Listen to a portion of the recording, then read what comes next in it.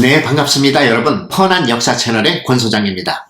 지금까지도 회자되고 있는 조선의 요구하면 장록수, 어우동, 황진이 같은 여인들을 떠올리게 되는데요.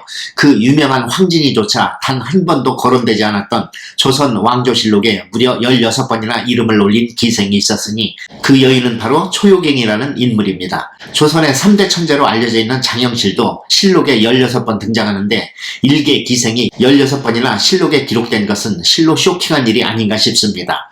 초요갱은 조선 초의 인물로 조선의 4대 기생 중 한 명으로 알려져 있는데 조선의 4대 기생이라 하면 아이러니하게도 어우동, 황진이 같은 인물은 끼지도 못하며 초요갱, 옥부양, 자동선, 양대를 조선의 4대 기생으로 손꼽고 있으며 모두 뛰어난 미색과 가무가 출중한 것은 말할 것도 없는 일이었을 것입니다.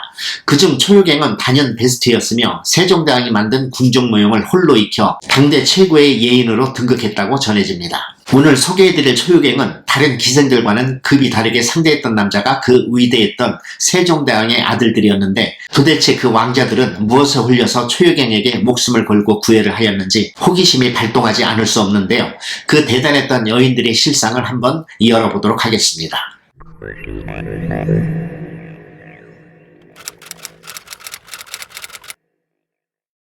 우리가 자주 들어보지 못했던 초요갱의 초요는 중국의 춘추전국 시대에 초나라의 왕이 가느다란 허리를 너무 좋아해서 조정에 굶어 죽는 사람이 많을 정도였다는 고사에서 나온 말인데 그 후 미인의 가느다란 허리를 가리키는 말로 사용되었고 초요갱의 본명은 알 수 없으며 초요갱은 그녀의 닉네임입니다. 초요갱은 원래 기생이 아니고 평범한 중인의 집에서 태어나 어느 양반댁에 첩으로 들어갔는데 그 집안이 영모와 연관되면서 남편은 죽임을 당하게 됩니다.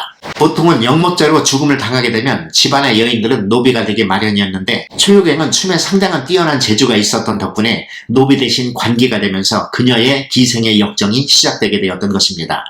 얼마나 타고난 재주가 있었는지 수양대군 세조가 궁에서 연회를 열게 되면 항상 단골로 불려나가 춤을 출 정도였다고 합니다. 궁에서 미모도 뛰어나고 몸매도 갑인 여인이 뛰어난 춤솜씨를 보이니 시선을 안 줄 남자가 없었겠죠. 처음 초요갱에게 빠져버린 왕자는 세종대왕의 7번째 아들인 평원대군 이임이었습니다. 이임은 세종의 아들답게 인품도 훌륭했고 총명했기 때문에 아버지 세종과 대신들에게 사랑을 듬뿍 받았던 대군이었습니다.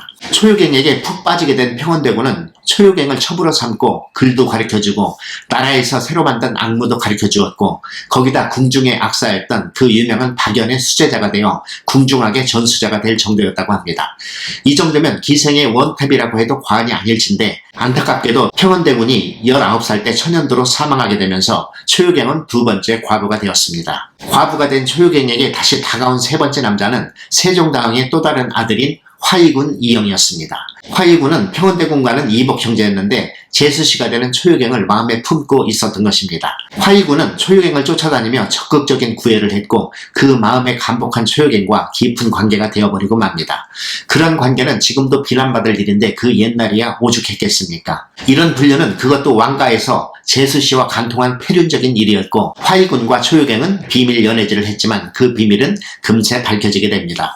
이 일을 보고 있던 수양대군이 화의군이 평원대군의 첩 초요갱과 몰래 간통하였으니 엄중히 처벌해야 한다고 어린 단종을 몰아붙입니다. 결국 화의군은 제수씨와 간통을 한 죄로 유배를 가게 되었고 초요갱은 곤장 80대의 중형을 받게 되지만 초요갱은 돈을 써 형벌을 계속한 덕분에 곤장은 피하게 되었고 그렇게 한양에 머물며 조용히 잊혀지는가 싶었는데 그 도화살이 어디로 가겠습니까? 세조 3년에 또다시 사고가 터지는데 세조의 즉위를 도운 훈구 대신 신자영이라는 인물과 또다시 눈이 제대로 맞았고 신자영은 초요갱에게 푹 빠져 본처를 내쫓아버리고 안방에 초요갱을 들어앉히게 됩니다. 남자가 여자에 미치면 눈에 보이는 게 없는 모양입니다. 기생주제에 안방마님 행세를 했던 초요갱을 탐탁치 않았던 여종들이 뒷담화를 하며 까내리는 말이 신자영에게 들어가자 신자영은 그 여종 2명을 때려 죽이는 참살극을 벌이기로 했는데요. 더 웃긴 건 신자영의 칠촌조카인 안개담이라는 인물은 초요갱을 겁탈하러 침입하였지만 초요갱이 도망하여 실패하자 신자영의 노비들을 마구 두들겨 패는 낙장 드라마를 연출하는 사건도 일어나게 됩니다. 신자영이 본처를 내쫓은 일과 여종 2명을 때려 죽인 일이 결국 세조의 귀에 들어가게 되지만 신자영은 계유정란의 공신이었기 때문에 유배는 가지 않았고 직천만 뺏는 걸로 사건이 마무리되게 됩니다. 이 일로 최유경을 멀리 유배보내라는 상소가 빗발치지만 최유경의 재주를 높이 산 세조는 그녀를 유배보내지 않았고 오히려 최유경을 궁중의 악적에 올려 연회가 있을 때마다 그녀를 다시 불러 궁중 악무를 추도록 했습니다. 그 와중에 또다시 그녀와 사통한 왕자가 있었으니 그가 첫 번째 왕자인 평원대군의 친동생인 계양군 이증이었습니다. 최유경의 미색이 얼마나 뛰어났으면 세종의 아들들이 차례대로 그녀의 치마폭에 유린되었는지 기가 막힌 상황들이 이어지게 됩니다만 이를 알게 된 세조는 어디 기생이 없어서 하필 그 여자와 형제끼리 간음을 하는가 하고 호통을 쳤지만 계양군이 발뺌을 하며 겨우 위기를 넘겼지만 계양군은 최유경의 치마폭에서 색을 밟히며 살다가 헤어나지 못하고 40세를 못 넘기고 결국 세상을 떠나게 됩니다. 뜨겁게 사랑했던 5번째 남자 계양군까지 일찍 저 세상으로 보낸 한루하는 여인의 삶은 이후에도 순탄치 않았습니다. 계양군이 죽고 난 후 최유경은 나이가 꽤 먹었을 텐데도 어느 권세가의 첩으로 들어가게 되었다고 합니다. 하지만 세조가 승하하고 예종이 왕이 된 후에 세조의 측근들에 대한 대규모 탄압이 시작되었는데 이때 남편이 역모에 연루되어 죽게 되니 무슨 놈의 팔자가 이다지도 험난했는지 모르겠습니다.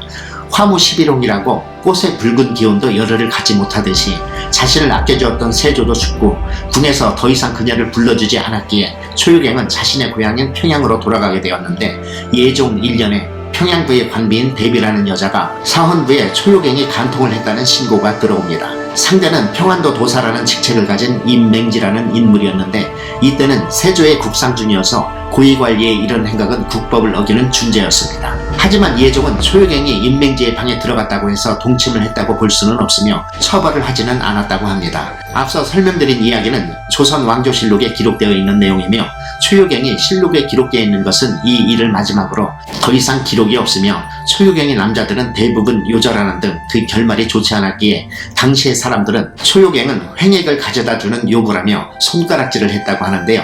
최유경의 입장에서는 왠지 억울할 수도 있었겠습니다. 남편의 역모로 노비가 되어야 할 운명이 그 빼어난 재주로 인해 기생으로 바뀌었을 뿐이며 나비가 꽃을 찾아오듯 최유경에게 들이댄 것은 모두 왕자나 사대부 남자들이었기 때문입니다. 그녀의 죄라면 시대를 잘못 만난 것일까요? 아니면 과하게 아름다운 외모였을까요? 조선 초기의 왕실을 뒤집어놨던 최유경.